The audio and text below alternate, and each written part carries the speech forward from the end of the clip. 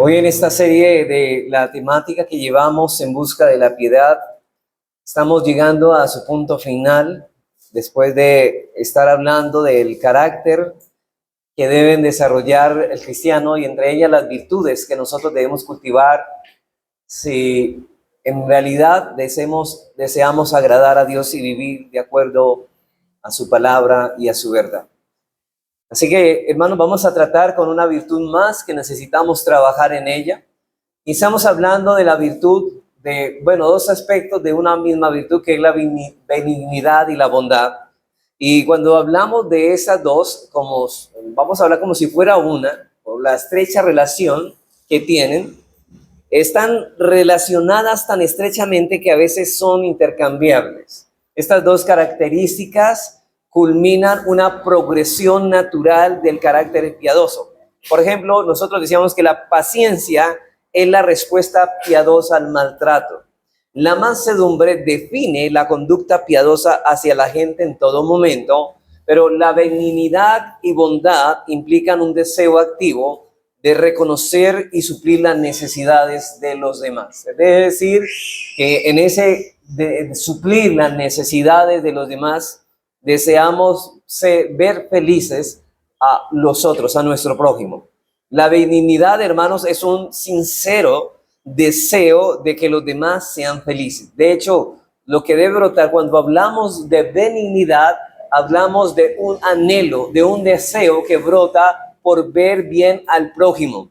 Pero la bondad es la actividad destinada a promover dicha felicidad. Mientras la benignidad se mueve en el campo de los anhelos, la bondad se mueve en el campo de hacer lo que deseamos, es decir, hacer el bien para promover dicha felicidad en el otro. Así que la benignidad constituye una disposición interior creada por el Espíritu Santo. Por eso llamamos un fruto del Espíritu Santo, que nos hace sensibles a las necesidades de los demás, ya sean físicas, emocionales o espirituales. La bondad es la benignidad en acción, y precisamente este es el título de nuestra enseñanza en la tarde de hoy. La benignidad en acción. Y estamos hablando de la bondad. Recuerden que la benignidad es el deseo, pero cuando ponemos ese deseo en acción, lo llamamos bondad. O sea que no es simplemente desear ver feliz al otro o suplir sus necesidades, sino que lo llevamos al terreno de la práctica, y esto se llama bondad cuando lo llevamos al terreno de la actividad. Así que la bondad es la benignidad en acción y supone palabras y hechos. Por esta relación estrecha entre ambas utilizamos la palabra intercambiablemente. Pero a veces la benignidad es la conciencia que tenemos de lo que nos rodean, de las personas, y la atención que podemos expresarle casi de manera imprevista. Así que la benignidad puede ser tan sencilla como una sonrisa dirigida a un empleado, dar las gracias a una mesera, una palabra de aliento a algún anciano o el reconocimiento a un niño pequeño. Todas estas son muestras de benignidad, de bondad, y ninguna de estas expresiones cuesta tiempo o dinero, pero sí requiere un sincero interés de felicidad de los que nos rodean. O sea, lo hacemos, estos actos simples y sencillos, simplemente lo que mueve la motivación a ver feliz al otro. Noten que aquí el hecho no está divorciado a la motivación. El motivo es desear el bien y suplir las necesidades y ver feliz a los demás, pero también que esto no se queda solamente en el deseo, sino que lleva a la acción. Ahora, sin la gracia de Dios, la mayoría de nosotros tendemos a preocuparnos por nuestras responsabilidades, por nuestros problemas o nuestros propios planes.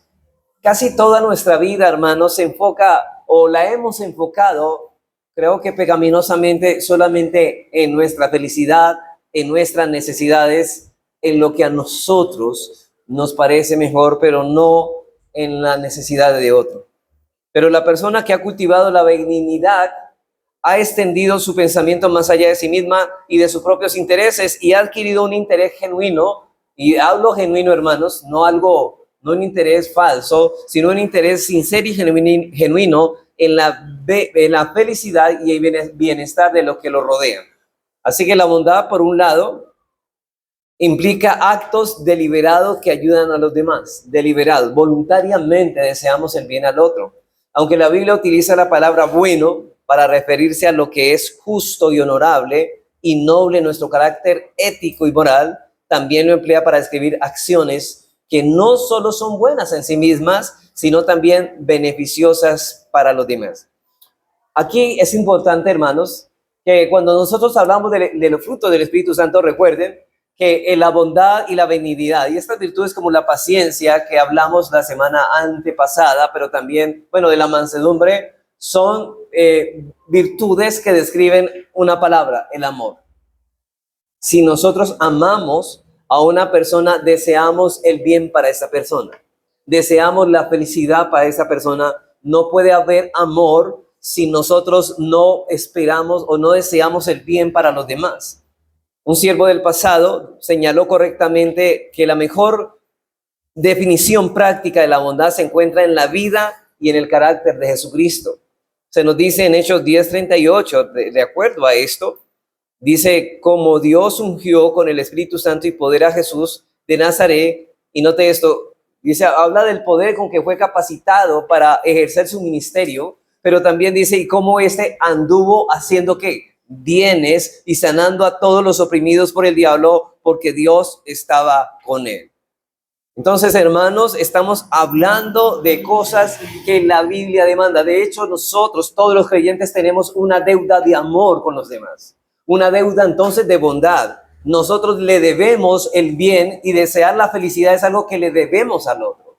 De hecho, la ley moral de Dios, por eso hablamos que lo bueno tiene que referirse a algo que es justo, honorable y noble en nuestro carácter ético y tiene que ver con la moral, con la ley moral de Dios. ¿Por qué? Porque la ley demanda que yo debo hacer bien a mi prójimo. Yo debo amarlo, yo debo buscar el bien de él. Por eso es que un padre cuando corrige a su hijo está aplicando bondad, porque dice que el padre que ama a su hijo, ¿qué? Lo corrige desde temprano. Lo mismo que un hermano que reprende también a su hermano cuando ha caído en pecado y le advierte del peligro. De esa forma está buscando el bien y la felicidad. Hermanos, ¿qué es lo que hace miserable a las personas, a la raza humana? El pecado. Y precisamente un hermano cuando ve en pecado al otro no quiere que su felicidad sea estorbada por un pecado, una práctica de pecado que está viviendo y por eso lo reprende, y eso es mostrar bondad. Pero hermanos, pasar desapercibidos y decir, a mí no me importa lo que a él le pueda pasar, eso es carencia de bondad, eso no es una muestra de amor, eso es egoísmo, eso es más bien, hermanos, odio contra el hermano. Un siervo del pasado, por eso señaló esta definición práctica así. Mientras seamos semejantes al Señor, en su devoción al bienestar de los hombres, poseeremos la virtud de la bondad.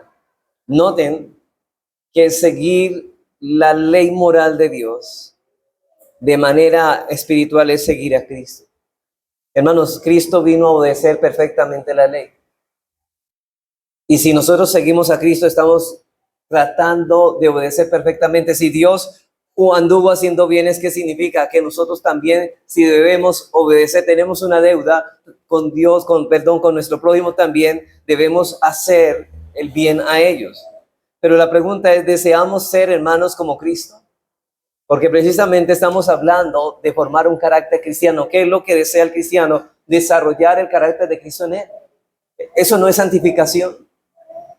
Y si no imitamos a Cristo, entonces no somos piadosos, porque ¿qué es la vida de piedad? Es una vida que agrada a Dios. ¿Y cómo agradamos a Dios? Imitando a Dios. Y en este caso a Cristo. Y si no estamos imitando a Cristo en la bondad, entonces no somos hombres y mujeres piadosos, como decimos ser. Entonces debemos ser siempre sensibles, hermanos, a cómo podemos satisfacer las necesidades de aquellos que nos rodean. Así que para nuestra enseñanza de esta virtud, hermanos, vamos a desarrollarla bajo los siguientes encabezados. En primer lugar, vamos a ver la infalible benignidad de Dios. Ahora, yo quiero primeramente ese encabezado de la infalible benignidad de Dios. ¿Por qué? Porque si estoy hablando de que debemos imitar a Dios en ese aspecto, pues debemos mostrar cómo luce esta virtud en el Señor, cómo luce esta virtud en Dios. En segundo lugar, veremos que fuimos creados para hacer el bien. Noten esto. Fuimos, hermanos, creados con un propósito. Dentro de la gloria de Dios, uno de los propósitos por los cuales fuimos creados es para hacer el bien. Ahora bien, usted escucha otra vez los 10 mandamientos. Los primeros 4 se tratan de mi deuda para con Dios, lo que debo hacer con Dios en los primeros 4 mandamientos de la ley. Y en los 6, que es número de hombre, nos habla en el deber que yo tengo para con mi prójimo. Y en este caso estamos hablando que fuimos creados precisamente para vivir a la luz del segundo mandamiento, es decir, haciendo el bien a mi prójimo. Y en último lugar, veremos ciertas esferas de nuestras vidas donde nuestra bondad debe hacerse más evidente. Y hermanos, coincidencialmente, vamos a tratar el tema del trabajo otra vez aquí, de lo que vimos esta mañana, en el tema de la bondad en nuestro área de trabajo. Entonces, bien, hermanos, vamos a mirar la infalible benignidad de Dios en primer lugar. La infalible benignidad de Dios no falla. Hermanos, hemos de recordar constantemente que nuestra meta al practicar la piedad, ¿cuál es? Es crecer en la devoción y en nuestra semejanza a su carácter en conducta. Me explico. Nuestro objetivo, nuestra meta al practicar la piedad es crecer en el temor de Dios, en el amor de Dios y tener unos fuertes anhelos por tener a Dios como nuestro Dios. Eso debe crecer en nuestra devoción, pero no queda allí. Simplemente estas cosas deben crecer para que nosotros comencemos a formar nuestro carácter y nuestra conducta conforme al carácter de Dios. El Nuevo Testamento tiene mucho que decir acerca de la benignidad de Dios y la primera mención está en Lucas 6:35. Noten que estamos formándonos al carácter de Dios y vamos a mirar cómo es el carácter de Dios en este aspecto. Lucas 6:35, donde el Señor Jesús dice, amad pues a vuestros enemigos, y noten eso, y haced bien y prestad, no esperando de ellos nada, y será vuestro galardón grande, y seréis hijos del Altísimo. Noten que aquí, al hablar de seréis hijos del Altísimo, están hablando de que un padre que hace un hijo que hace con su padre, imitarlo, ¿no?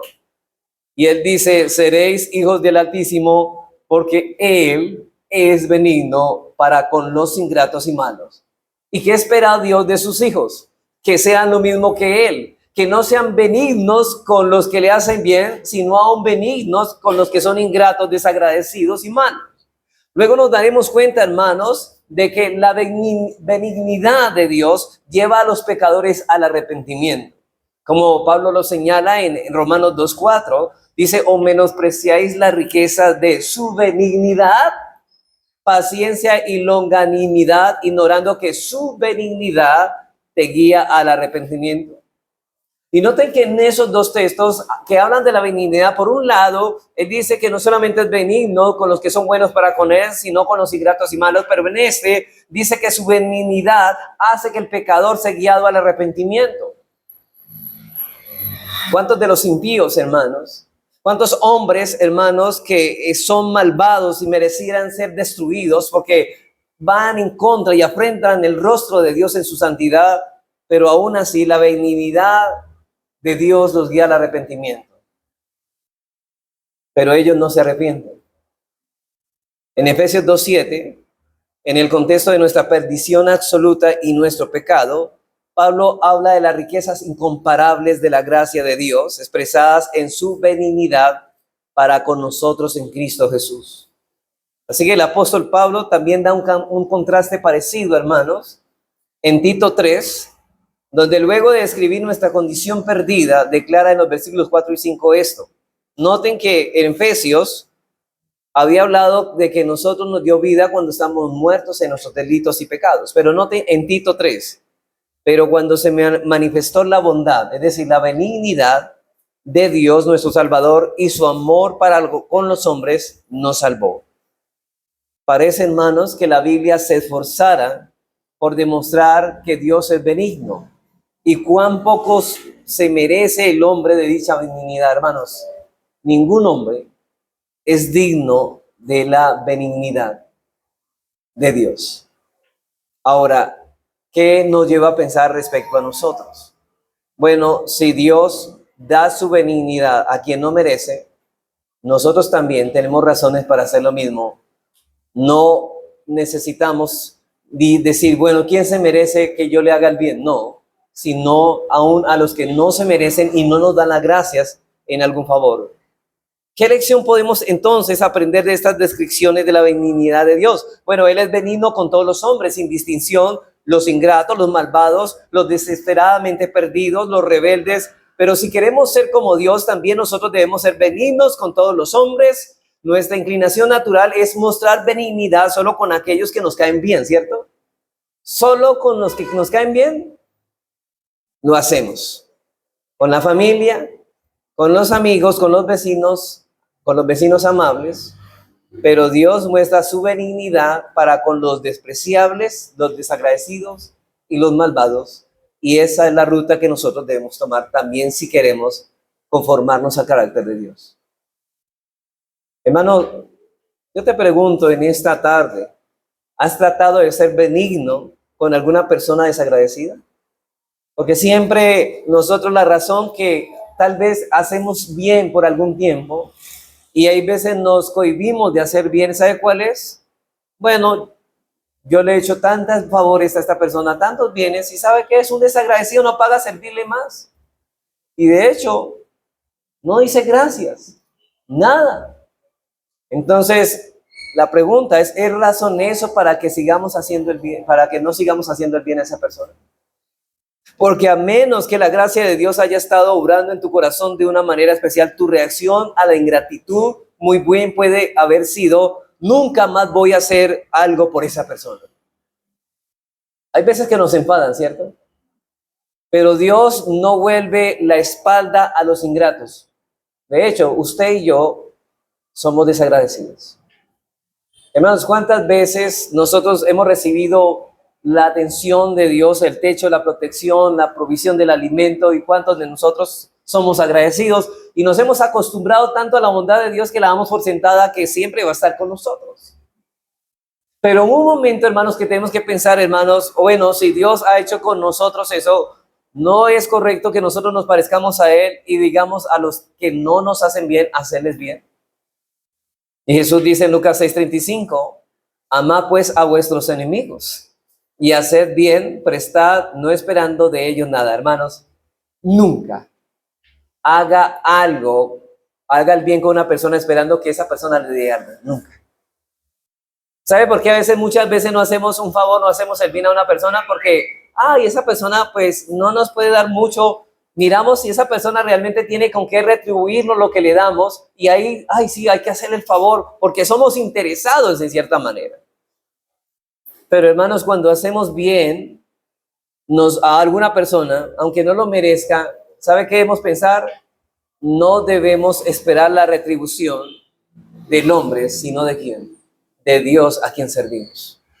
Siempre, hermanos, cuando usted vaya a hacer bien a alguien que no lo merezca, que sea desagradecido, que quizá no lo reciba, digamos, no lo haga, esta persona se queje, entonces, ¿pero qué debemos hacer nosotros? Hacerlo como para el Señor.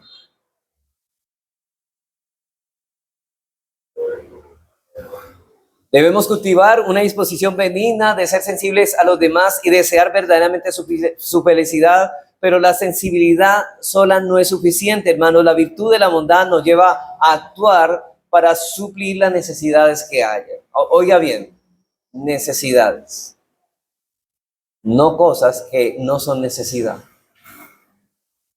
Si Dios es benigno, como lo hemos visto claramente, y fuimos creados a la imagen suya, eso nos lleva a deducir que fuimos creados para hacer el bien, que es nuestro segundo encabezado. Vuelvo a repetir eso, hermanos.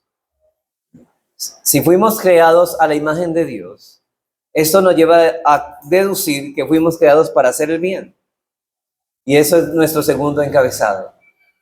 Debemos imitarle. Y fuimos creados para hacer el bien. Recuerden, hermanos, que vivir piadosamente no es otra cosa que imitar a Dios en su carácter. Efesios 5:1 dice, sed pues imitadores de Dios como hijos amados.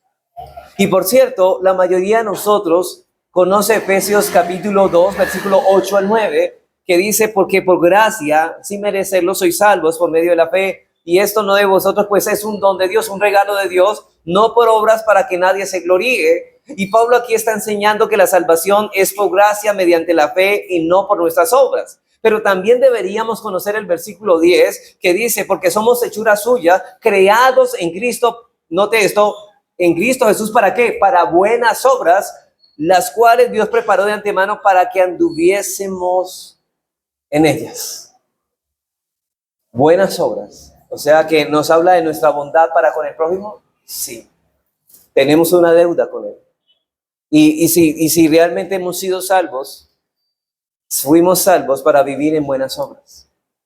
Esta es una declaración sorprendente. No solo hemos sido creados en Cristo Jesús, nacidos de nuevo con el propósito de que hagamos buenas obras, sino que también esas buenas obras que Dios ha preparado de antemano para que andemos en ellas. No solamente, hermanos, para que hagamos buenas obras, sino para que andemos viviendo en buenas obras. Eso significa que sea no por temporadas, sino que constantemente debemos tener la oportunidad, cada vez que tengamos la oportunidad, no debemos dejarla pasar de largo, sino que debemos hacer el bien a quien lo necesita. Hay cosas simples, hermanos. Antes de conocer a Cristo, y según el Salmo 139, 16, aún antes de nacer, Dios preparó determinadas buenas obras para que las hiciéramos. La palabra andar del versículo 10 indica nuestra experiencia común todos los días. Sugiere nuestra experiencia común cotidiana, no lo inusual y heroica. Porque muchos pensamos que las buenas obras es, bueno, pude rescatar a una persona de un accidente. Cosas como portentosas. Rescaté a un niño de caer de un edificio. Entonces, yo quiero que salga en el periódico, hombre héroe, salvó a niño de caer de un edificio. ¡Wow! Pero, hermanos, lo que Dios quiere es que aún en las pequeñas cosas que no suenan tan heroicas, nosotros estemos involucrados con ser buenos con los demás. Todos tenemos una tendencia a cumplir en las ocasiones especiales de nuestras vidas estas cosas, pero Dios nos ha creado para hacer nuestras buenas obras en medio de la rutina diaria.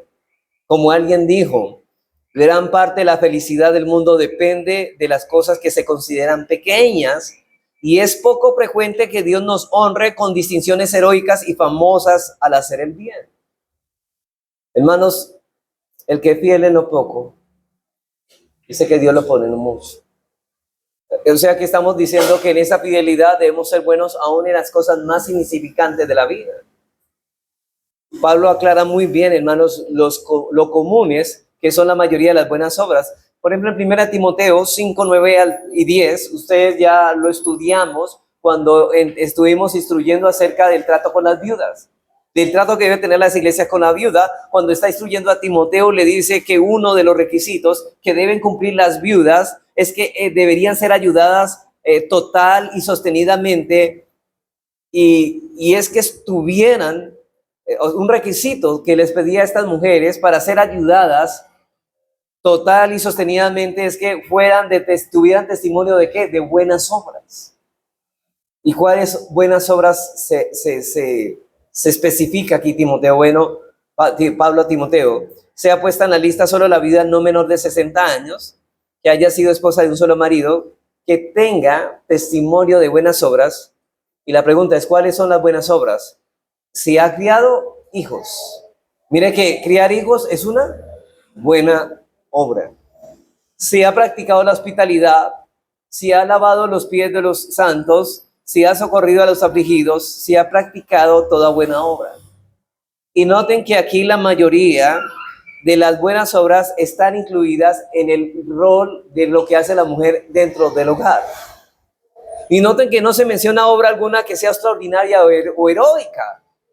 No se dice que haya abierto el mar rojo en dos como lo hizo Moisés. No se dice, hermanos, que haya matado a un Goliat como David. Ni tampoco que haya despedazado a un león como lo hizo Sansón.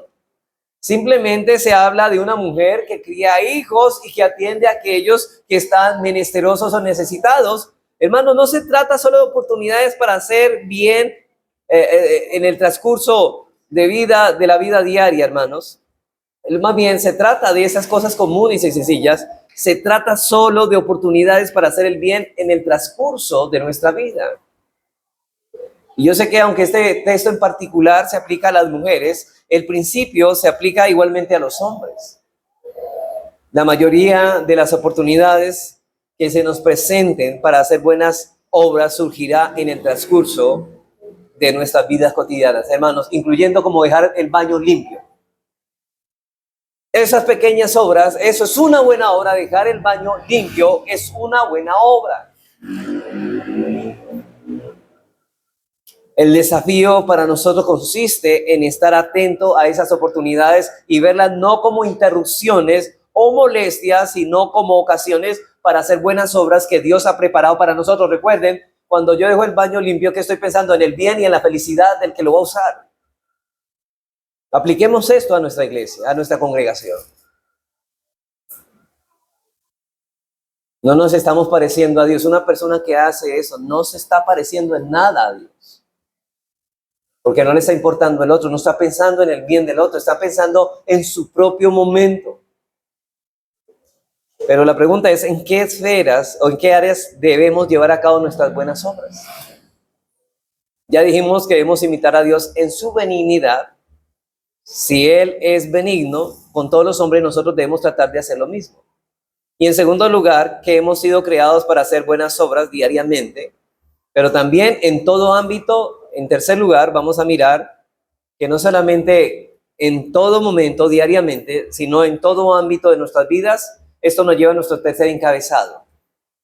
Esferas de nuestra vida donde las buenas obras se harán más evidentes. Mire que en todas las esferas debe hacerse evidente que somos bondadosos y benignos. Pero hay áreas de nuestra vida donde deben ser más evidentes. Bueno, la primera es la que dijimos esta mañana. La primera es el trabajo. O en la vocación en la que fuimos llamados, es necesario mostrar nuestra benignidad y bondad. Quizás una de las áreas más evidentes en que Dios ha preparado buenas obras para que hagamos sea nuestra vocación. Las buenas obras que Dios ha puesto para cada uno de nosotros se relacionan con las habilidades que Él nos ha dado y con las circunstancias en que nos ha colocado, siempre y cuando éstas sean movidas por actitudes y motivaciones correctas. Lo que estoy diciendo, hermanos, es que en el ámbito donde Dios nos ha puesto con una habilidad para ejercerla como una vocación.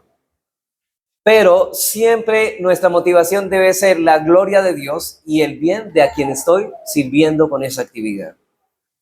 Por ejemplo, cuando un mecánico hábil hace una excelente reparación de un vehículo, pero su labor carece de las motivaciones correctas y de la gloria de Dios, no es una buena obra. Mire que este hombre, estamos señalando a un mecánico que hizo un buen arreglo en ese auto. Pero como sus motivaciones no es servir al otro, de hecho, quizá le vaya cobrado más de la cuenta, no es una buena obra.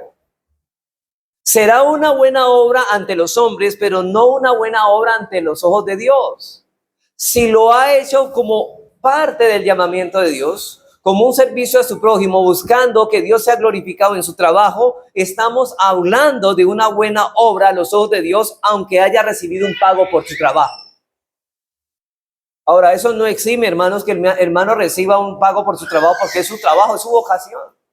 Pero lo que estoy diciendo que aunque reciba un pago por su trabajo, es una buena obra, porque las motivaciones y el propósito con que lo ha hecho ha sido buscar hacerle bien a quien le está prestando el servicio, pero está buscando también con su servicio glorificar a Dios. Así que, hermanos, un creyente se esforzará por servir lo mejor para los demás. Será una persona, hermanos, y así es que nosotros debemos buscar. Si lo ha hecho conforme al llamamiento de Dios, como un servicio a su prójimo y buscando a Dios, que Dios sea glorificado en su trabajo, estamos hablando de una buena obra a los ojos de Dios, aunque haya recibido un pago por su trabajo. En el tratado del puritano William Perkins, hay un tratado que se llama Vocaciones, muy bueno, hermanos, de hecho lo recomiendo, ese tratado de William Perkins.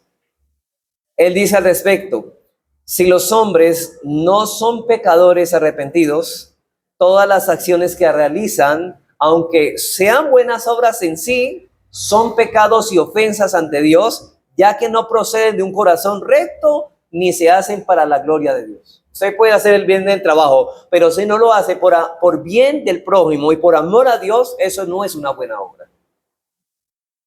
La mayoría de las vocaciones honorables existen para suplir las necesidades de la gente.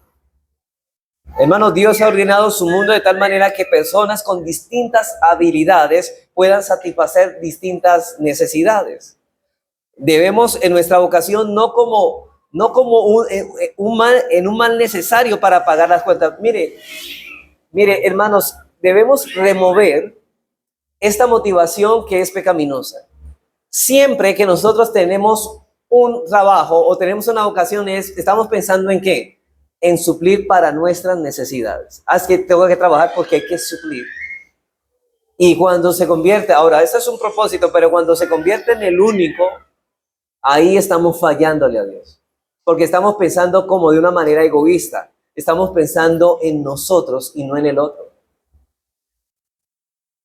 Entonces, hermanos, yo creo que inclusive muchas personas tienen un trabajo, ¿por qué? Porque quieren llenar los bolsillos de dinero. Jóvenes que me escuchan esta tarde, yo sé que a muchos no les gusta la medicina, no fueron llamados por Dios a la medicina porque no ven sangre y se asustan. Pero quieren ser médicos, ¿por qué? Porque quieren llenar los bolsillos de dinero, pero no porque quieran servir al prójimo y ser un buen médico, poner sus capacidades al servicio de los demás. Entonces no están pensando de una manera apropiada. Pero hermanos, no podemos pensar así. Debemos en nuestra vocación, no como eso para pagar, ni siquiera como una oportunidad para enriquecernos, sino como el sendero, note esto, como veamos toda vocación como el sendero principal de nuestro caminar cristiano, donde Dios ha preparado determinadas buenas obras para que las hagamos, y la idea de esto es servir al prójimo y glorificar a Dios con ellas. O sea, usted no diga, voy a hacer esta profesión, voy a estudiar esta profesión porque quiero ser rico, no.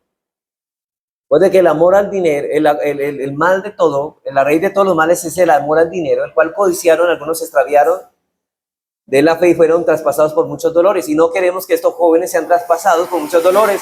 ¿Qué es lo que queremos nosotros, hermanos jóvenes? Entienda esto.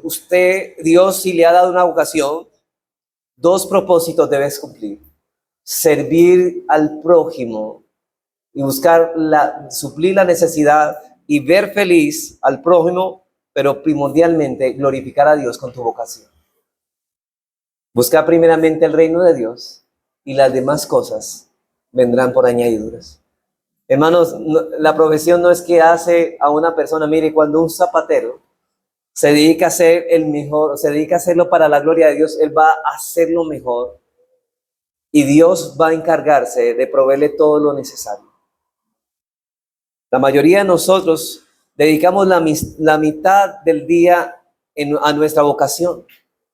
Si no encontramos oportunidades para hacer buenas obras allí, estaremos desperdiciando la mitad de nuestras vidas sin cumplir el propósito divino para nosotros aquí en la tierra. Si nos parece que nuestro trabajo no nos permite satisfacer verdaderamente la necesidad de la gente, deberíamos comenzar a orar para que Dios produzca un cambio, porque el trabajo debe producir en nosotros una forma de satisfacer las verdaderas necesidades de la gente. No una licorera, hermanos, eso no es necesidad. Estoy hablando de cosas que realmente son lícitas. Sí, porque hay cosas que no te pasan y traspasan el límite de lo que es correcto. Hay que saber, hermanos, en qué vamos a trabajar, pero noten, es buscar el bien de la gente y suplir una necesidad y no suplir un vicio o una cosa pecaminosa. Así que deberíamos comenzar a orar en esto. Y déjenme ser claro, hermanos, lo que digo. Estoy hablando de satisfacer las necesidades corrientes de la gente: ropa, transporte, educación, atención médica, etcétera, hermanos. No hablo de abandonar el trabajo para entrar en un ministerio cristiano de tiempo completo. Hay algunas personas que piensan que el único trabajo donde puedan glorificar a Dios es siendo pastor, y eso no es así. Si Dios te ha llamado a hacerlo, adelante, pero el ministerio cristiano no es el único sitio de la vida donde Dios ha preparado buenas obras. Quizá un médico, un ingeniero, un zapatero, ellos también, Dios pueden ellos glorificar a Dios en medio de esta vocación. Evalúa la situación en tu trabajo. O si estás estudiando, joven, piensa en la vocación que piensas seguir. Piensa en esto. Se presta la misma para que hagas las buenas obras que Dios ha preparado para ti. Mire, hermanos, yo les digo, hay cosas, hermanos, que cuando vas a hacer una vocación, dice, bueno, ¿en qué voy a suplir a esta persona? ¿Será que voy a suplir? Bueno, voy a ser pintor. La pregunta mía, hermano, es, ¿qué necesidad del ser humano va a suplir? No es una vocación loable. Son cosas, hermanos, y yo con respeto lo digo, por ejemplo, un futbolista, hermanos, o un deportista, ¿qué necesidad suple a una persona? ¿Suple alguna? Entonces no estamos hablando de esas vocaciones divinas con que Dios nos está llamando, donde podemos glorificar. La idea de una vocación es que esa vocación supla las necesidades de los demás. Una necesidad. Entonces, la pregunta es, ¿se prestan las mismas para que hagas buenas obras que Dios ha preparado para ti? ¿Qué actitud tienes hacia tu trabajo? ¿Consideras que dicho trabajo es una oportunidad para hacer muchas de esas buenas obras supliendo las necesidades de la gente? ¿O ves tu trabajo, los que tienen, como un mal necesario para ganar dinero que necesitas?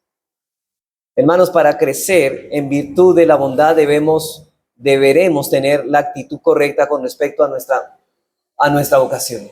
La actitud correcta. Ya dijimos, ¿cuál es, hermanos? Y noten, hermanos, yo inclusive parece que yo no forcé esto. La predicación de la mañana se conectó con esta. Providencialmente. No sé por qué, pero tienen que hablar casi prácticamente, se encuentran en lo mismo. Ahora, yo sé, hermanos, que muchas mujeres están pensando, bueno, y como nosotros no podemos salir de la casa, entonces, ¿qué pasa con nosotras? Bueno, muchas mujeres, por supuesto, no trabajan fuera del hogar y se preguntarán, ¿cómo puede aplicarse eso a ellas en esta sección acerca de la vocación? Bueno, para las que se hallen en esta situación, su vocación es cuidar de su casa. Y de hecho, el rol supremo de una mujer es el hogar. Hermanos, la mejor labor que tiene una mujer es ser ama de casa, es ser jefa de su hogar.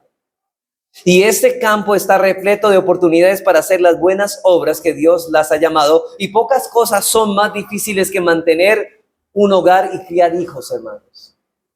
Los platos, los pañales, lavar, trapear, cocinar y limpiar pueden parecer cosas insignificantes y desagradables, pero no muchas vocaciones rinden más provecho a sus beneficiarios que la de una ama de casa piadosa. Es la que más, hermanos, las potencias y el desarrollo de la reforma en países europeos nórdicos, la prosperidad que vino, ¿sabe qué? Fue porque hubo madres haciendo su rol de madres y esposas en su hogar, ejerciendo su labor con toda dedicación. Yo le contaba la historia de una mujer que tenía 12 hijos y aún a uno de los menores, ella les enseñaba no solamente el catecismo, algunos, esta mujer era tan tremenda para enseñar a sus hijos, a un griego les enseñó, aún el idioma griego les enseñó a sus hijos. Y puede ser, hermanos, que también proporcionen mayores oportunidades para efectuar buenas obras fuera del hogar, como ministrar a los que están enfermos o solos, o recibir gente, preparar comidas para otros o cuidar de los niños de otros. Pero esta tarea es muy solemne y creo que esa vocación es más solemne para la mujer. Ahora, ¿qué dice el mundo, hermanos, respecto a esto? Cuando una mujer llena su hoja de vida con ama de casa, todo el mundo la mira, ay, pobrecita, esa ama de casa. No supo hacer nada en la vida. No, hermano, déjeme decirle que Dios ve más solemne y algo más con más fruto y más satisfactorio para una mujer que llevar su función y desarrollar su labor, su vocación como madre. Pero la segunda área donde se debe evidenciar nuestras buenas obras es en nuestra familia. Recuerda que en la pasada hablamos de la vocación, del llamado a lo que fuimos. En Gálatas 6:10 el apóstol Pablo nos dice que así que según tengamos oportunidad, hagamos bien a todos. Mire que el bien es para hacerlo para todos, ¿cierto? Pero mayormente a la familia de la fe.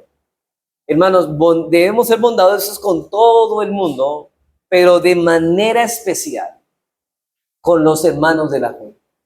Hermanos, nuestras obras deben esparcirse sobre todos los hombres, cristianos y no cristianos, pero debemos seguir el ejemplo de nuestro Padre Celestial, que hace salir el sol sobre malos y buenos y que hace llover sobre justos y injustos. Sin embargo, hay una prioridad en la exhortación del apóstol Pablo: primero los creyentes, después los no creyentes. Y creo que podemos deducir de esta orden una prioridad similar con respecto a nuestras familias.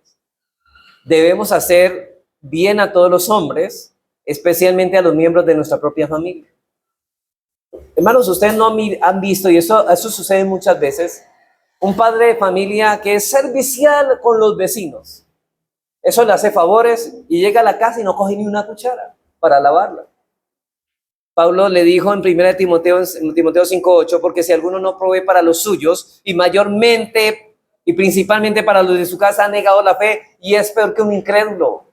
O sea que la bondad primordialmente, aunque es para todos, un cristiano debe saber, bueno, la familia de la fe, pero aquí lo vamos a aplicar también en el sentido de que las buenas obras deben estar en su hogar principalmente. Mire, hay hombres que dicen, vamos a predicar el evangelio y se van para otras ciudades y descuiden, nunca le predican el evangelio a su familia. Eso es incoherente, hermanos. Las buenas obras deberían empezar y comenzar ¿dónde? En el hogar. Si salimos a hacer buenas obras para los demás y dejamos de lado la necesidad de nuestro cónyuge, de nuestros padres, de nuestros hijos, no estamos practicando la virtud de la bondad. Y yo hace poco, hermanos, oí hablar de un curso acerca del concepto bíblico del matrimonio. Bueno, no era una iglesia reformada específicamente, pero era muy no sé, el título era muy despectivo y decía, el curso bíblico decía, y una de las lecciones se titulaba ¿Quién tiene que sacar la basura? Bueno, era un nombre muy raro, ¿no? Para un taller de familia, de matrimonios. El título parece ser gracioso, ¿no? Pero el autor quería expresar con la misma gran verdad. Bueno, las tareas ordinarias en la casa son los puntos débiles en muchos hogares, aún en hogares cristianos. Pero para el cristiano que está creciendo en la virtud de la bondad, las tareas desagradables y menospreciables de la casa le dan la oportunidad de hacer buenas obras a aquellos que más aman. Por ejemplo, hermanos, es nuestro deber servir a otros, pero debemos comenzar por nuestra propia casa. Y hay personas, hermanos, como decía, son muy serviciales con sus vecinos, pero en sus casas no ayudan en nada. Y es nuestro deber, hermanos, esposos, y yo les digo aquí, me refiero a los esposos, la mayoría de nosotros como esposos tenemos que crecer mucho en esta área de hacer buenas obras en nuestra casa. Hay bastante cositas, hermanos, que podemos hacer dentro de la casa y también alrededor de la casa, hermanos. Coger una escoba no nos roba la masculinidad, hermanos, para ser más considerados con la necesidad de nuestras esposas. ¿Quién es el que saca la basura en tu casa, hermano? Bueno, yo le pregunto a usted, hermano, ¿quién es el que saca la basura en su casa? Porque la mejor enseñanza se da por medio del ejemplo. Si deseamos enseñar a nuestros hijos a hacer buenas obras, ¿quién debe empezar por hacerlas? Hermano, usted es la autoridad. Usted es el ejemplo en su casa. Como autoridad debemos ser el ejemplo para los demás. Y hay que enseñarlos, ya que no lo aprenden naturalmente. Debemos ser ejemplo para ellos. Hermano, me pregunto cuántos muchachos criados en hogares cristianos han tenido el privilegio de ver al papá lavar los platos. ¿Cuántos hijos tienen el privilegio de ver al papá lavando los platos? Hermanos, ¿sabe por qué hay muchos hijos que crecen, se casan y no lavan un plato? Porque nunca vieron a sus papás haciéndolo. Nosotros modelamos con el ejemplo.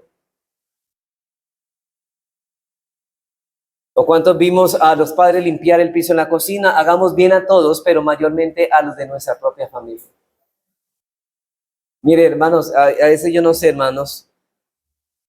Hay hombres que son tan desconsiderados, hermano, que la esposa está trapeando, ya lleva la tercera trapeada de la casa, y a ellos no les interesa entrar con los pies sucios y no son considerados. Y ellos pasan como nada, como si la esposa estuviera jugando a trapear. Hermanos, eso no es bondadoso, eso no es benigno. Debemos ser considerados si realmente amamos y somos bondadosos. Acuérdense que pensamos en el bien del otro. Seamos considerados en esto. Pero debemos hacer bien a todos. Debemos hacer bien a todos. Entonces las buenas obras en el trabajo y en la casa son importantes, pero todavía hay un gran mundo, hermanos, para cada uno de nosotros, con numerosas oportunidades de hacer el bien. Hasta ahora hemos hecho énfasis de suplir las necesidades físicas de la gente, pero ya que la bondad es disposición de promover la felicidad de los demás, esta virtud también se dirige sus energías hacia las necesidades espirituales y eternas de otros. Aquí también Dios ha preparado buenas obras para que cada uno de nosotros, los creyentes, en relación con nuestros dones y circunstancias, debemos hacer. Por ejemplo, debemos orar, hermanos. Señor, ¿qué quieres que haga? Y luego hacerlo, ¿cierto? Por ejemplo, hay casos que nosotros se nos sale de las manos. ¿Qué quiere que haga, Señor? Aunque hemos de observar la prioridad de Pablo, Gálatas 6, a favor de la familia de la fe, no olvidemos que ese mismo versículo también habla a todos, y como las oportunidades de hacer el bien son casi infinitas, debemos ser sensibles a lo que el Espíritu de Dios elige esas oportunidades para nosotros. Obviamente, hermanos, no debemos hacer el bien indiscriminadamente. Hermanos, hay muchas cosas que nosotros debemos discernir si lo que estamos haciendo es bien al otro. Dándole dinero al drogadicto, eso no es hacer bien, hermanos. Eso no es una necesidad. Cuando piden para eso, usted sabe que aunque lo engañen y están diciendo que para un pan, pero usted sabe que es para el vicio, ¿usted qué debe hacer? No darle porque le está haciendo un mal. Y nuestro llamado es a suplir las necesidades, pero no a suplir cosas que no son necesidades. Y sobre esto, una clara, hermanos, una clase de conducta que debemos resistir es la respuesta impulsiva y superficial a las necesidades de los demás. Eso es lo que estoy diciendo. Sobre esto, hermanos, o sea, es decir, debemos suplir las necesidades y no los caprichos. Porque muchos hijos y esposas van a decir, termina esta predicación, bueno, ya escuchó lo que dijo el pastor, ¿no? Usted debe suplir todas las necesidades y yo tengo como 10 pares de zapatos no más y me hacen falta el 11 porque ya todos esos 10 zapatos me los he puesto, entonces usted tiene que suplir mis necesidades. Hermanos, y el esposo dice, qué pena, esposa, pero eso no es una necesidad, eso es un capricho, porque usted tiene 10 zapatos para ponerse, 10 pares, perdón. Y ahí mismo los hijos también dicen, ay, papá, ¿escuchó la prédica? Sí, porque el punto, hermanos, cuando escuchan una prédica es si escuchó, ¿no? Y lo aplican al otro en vez de a ellos. Y el hijo va a decir, bueno, papá, usted como es bueno y yo tengo una necesidad, entonces usted tiene que llevarme así. Bueno, hijo, qué pena, pero eso no es una necesidad. Una necesidad es darle de comer, una necesidad es vestirlo cuando no tiene ropa, o darle medicamentos en enfermedad, pero esas cosas son caprichos y Dios no nos llamó a suplir caprichos, nos llamó a suplir necesidades de los demás. Y eso es bondad, a pensar en las necesidades de los demás, no en los caprichos. Jerry Bridget, comentando sabiamente de otro autor, dice lo siguiente: la verdadera bondad no es meramente impulsiva, sino racional. Es decir, hermanos, pongan cuidado, no es al que pide darle, no. No es impulsiva, sino racional y considerada. Por eso se detendrá y se tomará el trabajo de averiguar qué servicio debe llevar a cabo y cómo puede hacerlo de la mejor forma. La bondad siempre debe estar dispuesta a dedicar tiempo, reflexión y paciencia y a un trabajo y no solo al dinero, palabras hermosas y miradas de compasión. No siempre lo que necesita la gente es plata, hermanos. Muchas veces necesita una exhortación, una reprensión. Hermanos, nosotros y los niños que están aquí, si quieren manipular a su papá, pues perdón, no lo van a poder hacer, porque si ustedes dicen, bueno, papi, usted escuchó que tiene que darme todo lo que necesite, bueno, una pela también la necesita usted, porque el padre que ama a su hijo lo disciplina. Entonces estamos viendo que por bondad también es una necesidad que hay en ellos. Así como hay hermanos que muchas veces necesitan ser consolados, hay muchos que necesitan ser reprendidos y también es una necesidad. Entonces, como cristianos, hermano, la verdadera bondad no solamente sacrifica su dinero, sino también su tiempo. Y de hecho, hermanos, quisiera aquí en el tiempo dedicar tiempo a una persona. Mire, en 2 Corintios 8:3 dice que dieron más allá de sus fuerzas. El creyente que desea hacer el bien a los demás frecuentemente dedicará tiempo que no tiene. Y a veces esto, hermanos, es un acto de fe, así como el dar el dinero que creemos necesitar. Mire, hermanos, a veces la gente no necesita dinero, sino tiempo. Siempre estaremos demasiado ocupados para ayudar a los demás, a menos que nos demos cuenta de la importancia que tiene para Dios las buenas obras que hacemos por ellos. Hermanos, una de las necesidades menos obvias, pero más criticadas, que muchas personas, quizás la mayoría tienen, es alguien que las escuche. Yo me he encontrado y he leído que muchas personas quieren hablar con uno, pero no para que uno les dé un consejo. Ellas quieren ser escuchadas. ¿No le ha pasado a usted? ¿No se ha encontrado con una persona que, bueno, esta persona me está hablando de tantas cosas, pero realmente, ¿cuál es el consejo que quiere? Bueno, realmente esa persona no quiere un consejo, quiere ser escuchada, porque no ha sido escuchada. No necesita nuestros consejos tanto como nuestra atención. Cuenta un pastor, hermanos, que si cierto amigo suyo pasó por una tragedia personal, y hermanos, entendemos que la labor pastoral trae mucha ocupación. Y a él no se le ocurría que podía decirle a él, así como, por eso se demoró en llamarlo, a este amigo que quería hablar con él. Finalmente lo llamó y ¿sabe qué dijo? Lo invitó a almorzar. El pastor lo invitó a almorzar a su amigo. Y durante 1 hora entera estuvo sentado escuchándole. No dio ningún consejo, simplemente lo escuchó. Dice ese pastor que fue una cosa que dijo, o que una cosa que dijo ese amigo se le quedó muy grabada en su mente. Y fue muy importante, y la respuesta fue esta: fue para mí muy importante que me hayas escuchado en este almuerzo. Mire que él no estaba pidiendo un consejo. ¿Qué estaba pidiendo este amigo desesperadamente? Que alguien lo escuchara. Hermano, ni siquiera se habían encontrado aún, pero la llamada telefónica y la invitación a comer le proporcionaron a ese amigo un aliento, y el darse cuenta de que alguien estaba preocupado por él lo hizo sentirse mejor. Hermanos, o sea que en cierta manera, ¿en qué debemos trabajar aquí en la bondad? Hermanos, en que estamos preocupados por los demás. En que estamos preocupados. Mira, hermano, yo no sé, esta noche, esta tarde, la predicación te vi muy triste. ¿Qué te está pasando? ¿Hay algo que puedo ayudarte? ¿Qué estás pasando que no? O quizás necesitas ser escuchado. Recuerden, no todas las veces es dinero. Y practicar la bondad es también, hermanos, escuchar, no solamente dinero, es dedicarle tiempo. Pienso que la mayoría de la gente, creyentes y no creyentes, tienen tanta hambre de un interés genuino de parte de otros, que un poco de atención suple mucha necesidad. Y una de las declaraciones más lastimosas de la Biblia es el clamor de David en el Salmo 142:4. Miren lo que dice. Voy a leerle en la versión Nueva Traducción Viviente. Dice: busco a alguien que venga a ayudarme, pero a nadie se le ocurre hacerlo. Nadie me ayudará, a nadie le importa un bledo lo que me pasa, dice en esta versión. Hermanos, como el salmista, ¿cuántos de nosotros hemos sentido que a nadie le importa lo que nosotros hagamos o dejamos de hacer?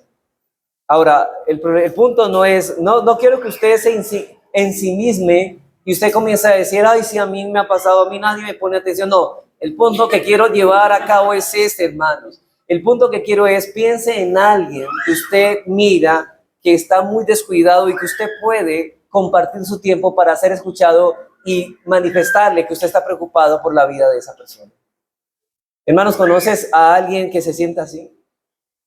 En tal caso, ahí tienes una oportunidad para hacer bien a esa persona. Tenemos varias oportunidades para hacer bondad. Dile a la misma, quiero que sepas que me preocupo por ti. Y de hecho, estos días, hermanos, pedí un consejo de una persona y precisamente me estaba hablando de eso. En la iglesia, me dice, en la iglesia no me han puesto mucha atención, no tienen en cuenta, mi papá estaba enfermo, pasó esto y no me tienen en cuenta. Y el consejo que yo le di, hermano, lo único que tienes es, no te ensimismes en lo que te pasa a ti, preocúpate por los demás. Mire, Pablo cuando estaba en la cárcel, en lugar de ser consolado, se propuso a consolar.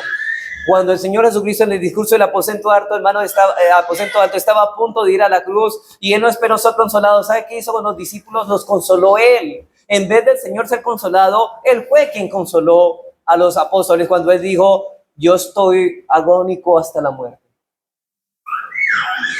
Pero Él no esperó ser consolado, sino que hizo Él. Hermanos, eso es lo que yo quiero que ustedes entiendan en esta enseñanza.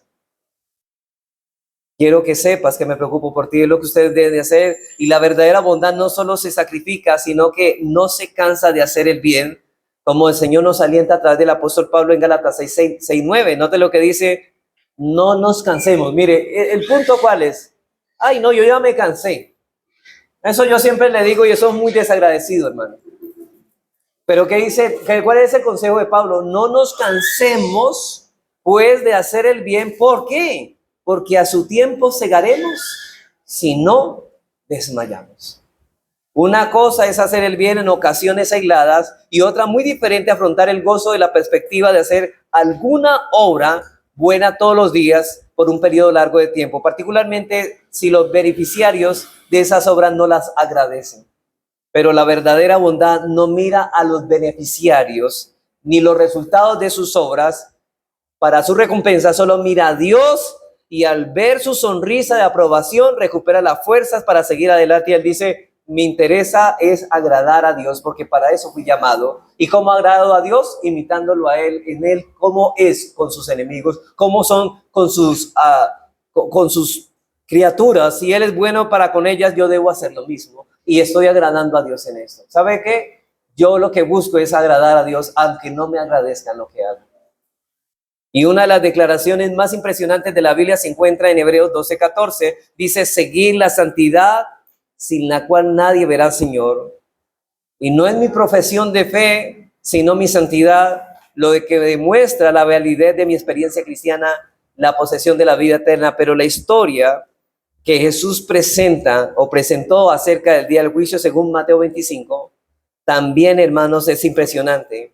Allí la prueba son las buenas obras.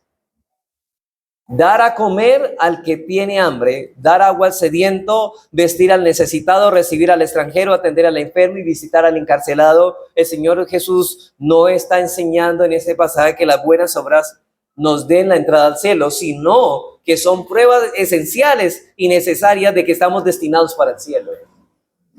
Jerry Bridger explica lo siguiente para ir terminando respecto a esto. Dice él, y entonces en el día del juicio se preguntará no solo por nuestras opiniones o por nuestras profesiones de fe, sino por nuestras obras, como prueba de lo correcto de nuestra fe y de la sinceridad de nuestras profesiones de fe. Nunca podremos saber si estamos en el camino correcto a menos que andemos en los pasos de aquel que hizo el bien en su vida y en su muerte. Él vino del cielo para hacer el bien en la tierra a fin de que al hacer nosotros el bien anduviéramos por el camino al cielo. Hermanos, ¿cómo sabemos que estamos caminando por la senda que lleva al cielo? Cuando estamos haciendo el bien que Dios hace también. Nos estamos pareciendo a Él en su bondad. Pero me temo, hermanos, que si no andamos en buenas obras, es porque no estamos andando por la senda que conduce al cielo. Sin la santidad, nadie verá al Señor. Pero lo esencial de Mateo 25, 31 al 46, es que sin bondad, nadie verá al Señor tampoco. Porque la bondad es un fruto de la salvación. Así que esos dos pensamientos son muy esenciales para tomar muy en serio estas palabras. Para concluir, hermanos, Hermanos, un objetivo de estudiar el carácter piadoso es ser más consciente de la importancia vital que tiene estas características menos conocidas del mismo. Hermano, yo te pregunto en esta tarde, ¿has pensado, por ejemplo, cuán importantes son para el Señor Jesús las buenas obras, como lo indica Mateo 25, 31 al 46? ¿Qué mejor estímulo podemos tener, hermanos, que hacer el bien, que meditar sobre este pasaje bíblico con frecuencia? Recuerden que nosotros no somos salvos por buenas obras, pero las buenas obras evidencian que somos salvos. También puedes tal vez considerar cuidadosamente y en oración la verdad de Efesios 2:10, pidiéndole a Dios que te haga ver algunas buenas obras que Él tiene preparadas para ti. Considera tus dones, tus talentos, tu vocación y tus circunstancias como un depósito especial de parte de Dios para poder servirle sirviendo a los demás. Como dice Pedro en 1 de Pedro 4:10, cada uno según el don que haya recibido, ministralo también a otros como buenos administradores de la multiforme gracia de Dios. Recuerda, hermanos, que no eres responsable de todas las buenas obras que el mundo necesita, sino solo de aquellas que Dios ha preparado para que lleves a cabo. Recuerda también que la mayoría de las oportunidades de hacer el bien se presentan en el camino común del día a día.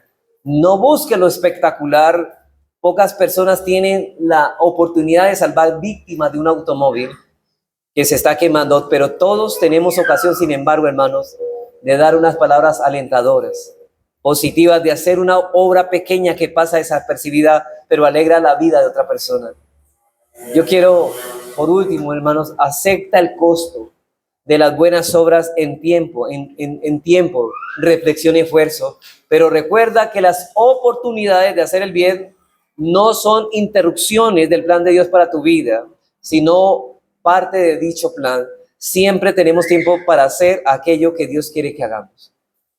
Reconoce, hermanos, tu necesidad de la gracia divina para ensanchar tu alma y ayudarte a mirar más allá de ti mismo, hermanos. No te ensimismes hacia las preocupaciones tuyas, sino a las que te rodean también. Y luego voy al trono de la gracia confiadamente para recibir la misericordia que necesitas para crecer en el fruto de la benignidad y la bondad. Pídele a Dios, ayúdame, Señor, a crecer en esa virtud y que pueda decirse cada uno de nosotros lo que dijo Dorcas en 9:36, que pasaba su vida, ¿sabe qué? Dice Dorcas que pasaba su vida haciendo el bien y ayudando a los necesitados. Ese es, en resumen, lo que nosotros debemos. Hermanos, la vida es muy corta, ¿cierto? Pero que nuestra vida se resuma en lo que hizo Dorcas. Pasó su vida haciendo el bien y ayudando a los necesitados, porque así estamos imitando al Señor Jesucristo.